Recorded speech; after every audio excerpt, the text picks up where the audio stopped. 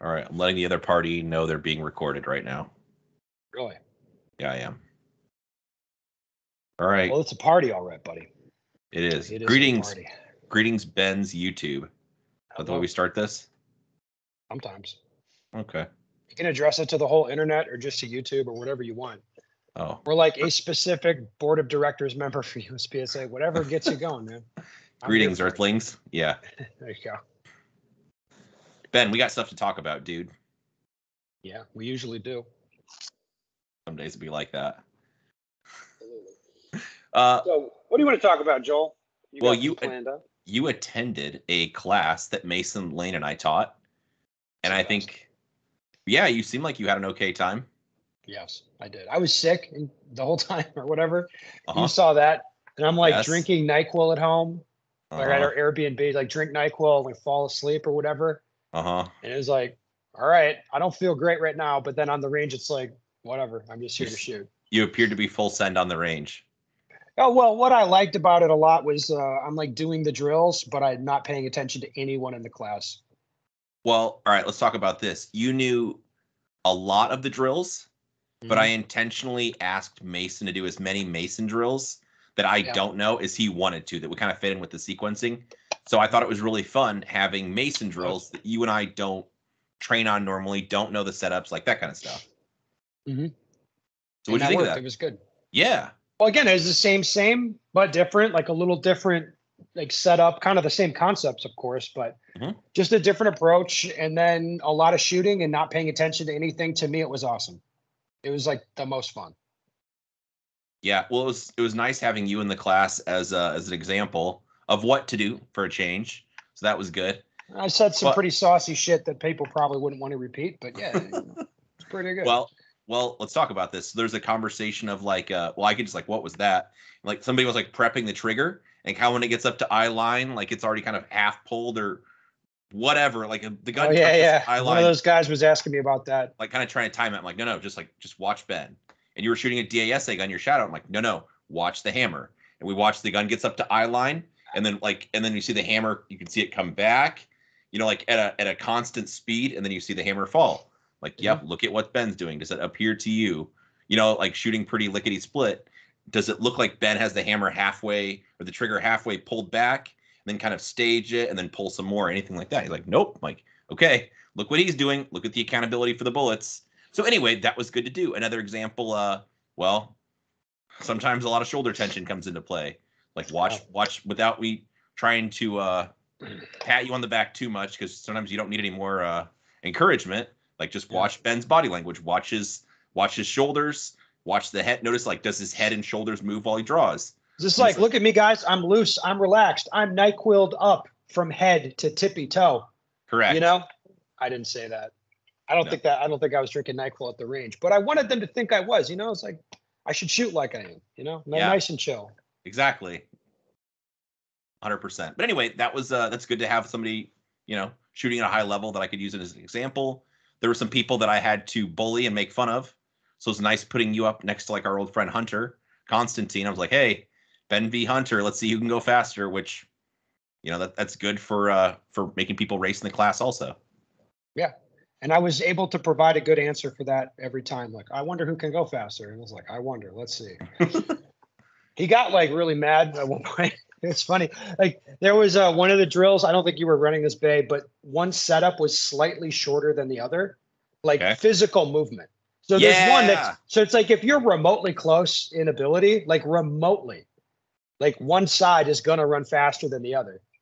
Everyone was aware of this except for Hunter. And that made it, for me, that just made it more fun to be talking smack. He's like, oh man, you got to keep up. And I was like, wow, he's shooting really fast. Like, then walk over, look at his targets, like, hey, bro, they're going to score those, right? Like, it was fun.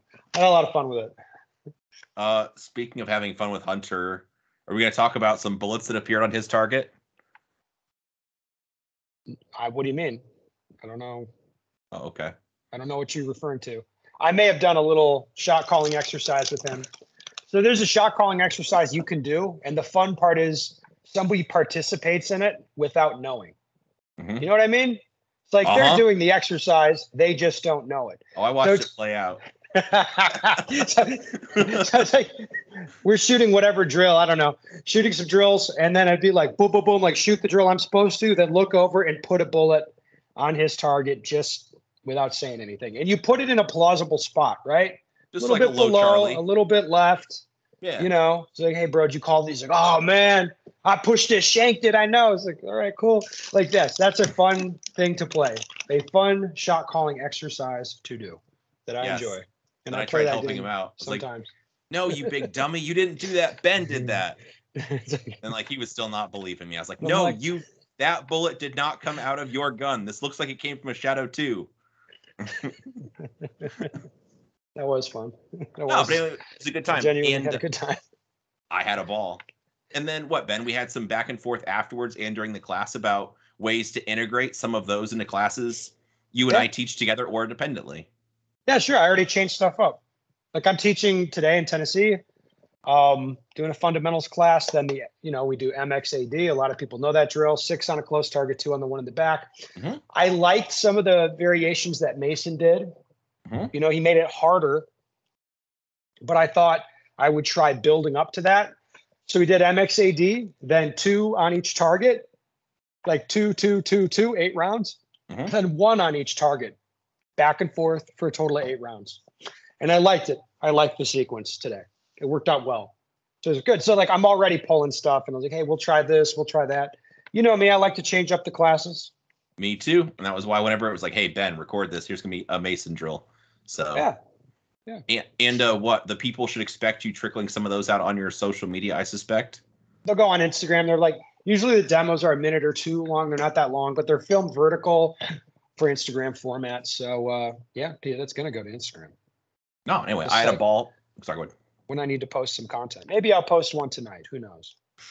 Anything could Hard happen. to say. Anything. That's true with me. Anything can happen. You don't even know. Sometimes I find out the same time as you do what's going to happen. Uh-huh. That's Yeah, but anyway, just shooting in a class for me was like the most fun I've had because I like shooting and I want to get better and I want to practice. And this was like a total inversion of my normal day. Right. Mhm. Even when I go practice, like I have to put in a bunch of effort. That to me, it's like transparent because I'm so used to it. It's like, what drills am I going to do? Bring the props, set it up, shoot the stuff, move it around, whatever. Or I'm doing the courses. It's like, it's on me. I'm like, set it up, demo it, watch people shoot it, talk about it. It's like, it's a very involved thing. Mhm. And I've been doing that kind of thing so long. It's like, I don't even really realize myself how much of my energy that sucks up. Like Mhm. did you hear me the whole time? Yeah. Yep. All right. I don't even realize myself how much of my energy that sucks up. But then shooting in a course, I'm like, oh damn, like this to me, I'm stuffing mags and shooting pretty continuously. The way your course is structured, you can work kind of as hard as you want. And I think you'd say, hey, you're one of the harder working guys. Like you're 100%. stuffing mags and shooting the whole time. You're not pissing around. But to me, that felt very relaxed. Honestly, like to me, that's a very chill pace. Yeah, and it's done that way by design. Whether it was me and Mason or the same thing you and I do, where we're each set up on a bay, we've each briefed the drills. People are allowed to bounce back and forth as much as they want, shoot as much as they want. So at the end of maybe 90 minutes, some people have shot each drill 2 times, some people have shot each drill 4 times. And it just depends like how much they want to get after it, jam mags, run back up, keep shooting. That way, nobody gets what kind of overworked, because for some people, the pace Ben was shooting at would have been really annoying and they wouldn't have been, would have been too much. Well, then physically it becomes a lot, especially if you're not used to shooting that much or whatever. Sure. You know, Because how much did you shoot, Ben? Like 3,000 rounds probably I think in 4 days? Yeah, I mean, to me, that's not a lot, to be honest. Sure, but to some people, that's a lot of ammo. Well, to most normal people, that's crazy. What I was struggling, and to me, I was struggling with my hands during the course because I got an opportunity to shoot a bunch earlier in the week, like a bunch, free ammo, government ammo, shoot all you want, shoot the sub guns, shoot the rifles, and loading with stripper clips, like super fast, and I can shoot a lot. So I did. I took advantage and I shot a lot. So that was the one thing that was like I struggled with during the course, aside from being sick, is I thought I'd come into it with my hands fresh, but they were not. Absolutely not. I shot anyway, whatever. Yeah, get a ball. We're born to shoot guns, man. There's nothing left to do but shoot guns. True. If you really sit and think about it. Let's talk about the Walther PDP steel frame. That looks dangerous. You It shoot your eye out, kid. This is true. So, Ben, you've shot a regular polymer PDP before, but you'd never seen a metal one before shooting mine, I believe. Yeah, and then one of my homies, a guy that I trained with, ran your gun. He's a PDP guy and also a lefty, so he's like, it was perfect. I think it'd be fair to say he's fucked up fundamentally. Much like you. So thank you for noticing. Yeah, he and I train all the time, so it was nice for me to watch him shoot with the gun and like watch the gun, and like I shot the gun a little bit and talked about it, but mostly I just kind of watched. For him, like regular PDP shooter and a firearms instructor and into shooting as a hobby, like all of those things, what I noticed, like knowing his shooting, he immediately was shooting better immediately with the metal gun. All right, so let's talk about it. It's more or less the same grip diameter, more or less the same. He's got the same full send Walther flat dynamic trigger in it. Same red dot he has. So what's the difference? It's just the weight of the gun. Because like, you know, the normal PDPs, and this is true, they have a reputation for snapping. They're more snappy than the Glocks. Okay. And that induces people, they push down a little bit more. The metal frame mitigates that substantially. And I was just seeing him shank way less rounds. Yeah. I agree. So that's what I saw. And I was like, to me, it's like, yeah, it's the same PDP. It's just metal. I mean, frankly, if you're serious about USPSA, I think that gun would be better. I would shoot it better. I agree. As far as other metal guns go, I feel it's well balanced. You know, that's an issue with the metal guns. It can be front heavy like the Shadows, which is, I don't like. Nobody likes that. But the PDP is pretty well balanced. It's just heavier. So, yeah, I mean, to me, it's like basically the gun that I would tell them to, okay, we're going to do a competition gun. I'll be like, well, build this metal PDP, like race trigger out of the box, send it. You know? Yeah. Like that to me makes sense. And that's what they did fundamentally. So it's like not the perfect gun or whatever. I know there's a couple little issues like base pads. What else? Base pads can overseat. So we need new aftermarket base pads. And then new holsters. It needs new holsters. Like that to me is like, that's annoying. Obviously that my PDP holsters don't work with it, whatever. You talk to the boys at Walther, they're going to make me an offer I can't refuse. So I'm sure I'll get one and shoot it. And they did. I've already got another. I'll be sporting wood the whole time, sir. And I've already got another one on the way for me because what good is one gun? I mean, honestly, not much. I don't know. Another thing to talk about, failure points with like cleaning metal guns. They need more lube, man. I don't think it's true of just, so one of Ben's homies was shooting my gun with speared gold dots. So I mean, it's a gold dot SR, which is similar, but yes, so, I think it's a slightly different powder. But slightly, let's call it 140 power factor ammo. I think somewhere around there. Probably 150, but it doesn't really feel that hot. It's a very, like, I think that ammunition is very, very good. It's accurate, consistent, reliable. It is very good. Some people think it's a little dirty. I don't really feel like it's super dirty, but I mean, that's just me. But it's very good ammo he was shooting. It's just hotter than you would shoot for USPSA if you had a choice. And he fired probably the same thing, 33,000 rounds, something like the 3,500 somewhere, I think, in that neighborhood. Yeah, we shot about the same. And the gun was all good day 1 and day 2. I think when he got to about 2,000 rounds, he had a stoppage. I think was the first stoppage. And that was, I believe, just due to the gun being dry. Sorry, go ahead. Yeah. I mean, the same thing. When I put a YouTube video up just talking about the first impressions of the gun. And I said, while I was talking and I loaded it. And if you watch on the video, you see me load it and then push the slide forward to seat it because it was a chock full high cap carry optics mag, and it just wasn't having the energy to go forward. So like even at that point, it was like, okay, this thing needs to be lubed. Yep. So I think around that, he had one round that just kind of stalled in the feed ramp. Same deal like what Ben's saying, just pull the slide the rest of the way back and let it go. And it was fine. And then after, I was like, hey, just oil the gun if you would. And then let me know if it does it again. Never had a problem after he oiled it. And like I said, that'd be a Shadow 2 or anything else. Metal guns don't run dry. Real talk, like my PDPs or Glocks, those guns you never really have to lubricate. They just work. They get kind of slushy, I suppose, at some point, or a little sluggish, but like that's quite after quite a bit of shooting. So I'm with you. Yes. What else should we talk about? Anything else? We have openings and upcoming courses. Ooh, we do. So we're gonna be in Texas. We have a couple different classes in Texas. We actually have 2 gigs in Texas. Like they're like 2 weeks apart.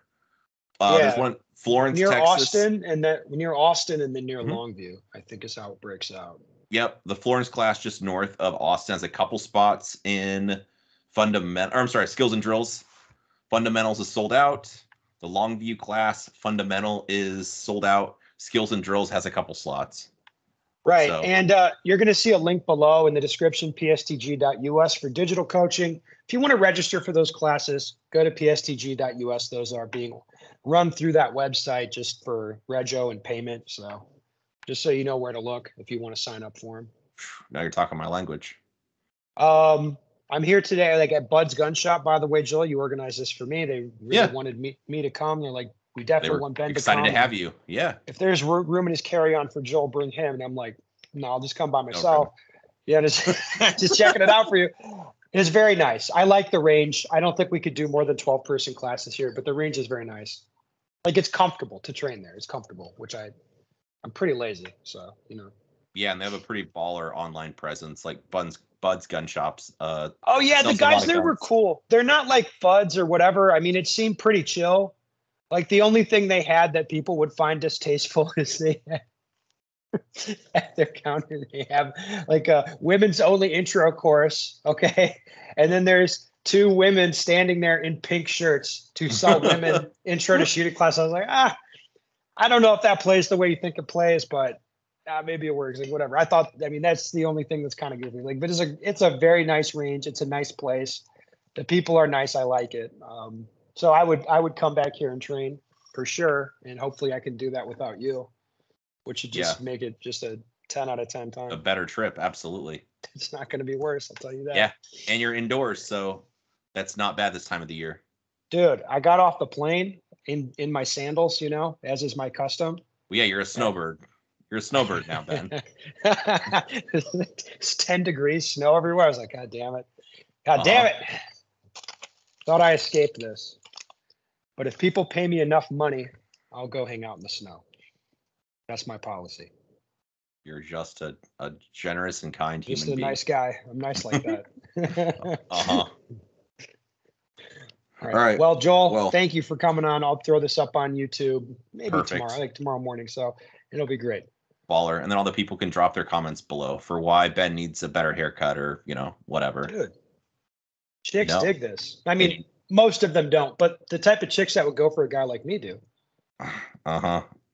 Sure thing, pal. Consider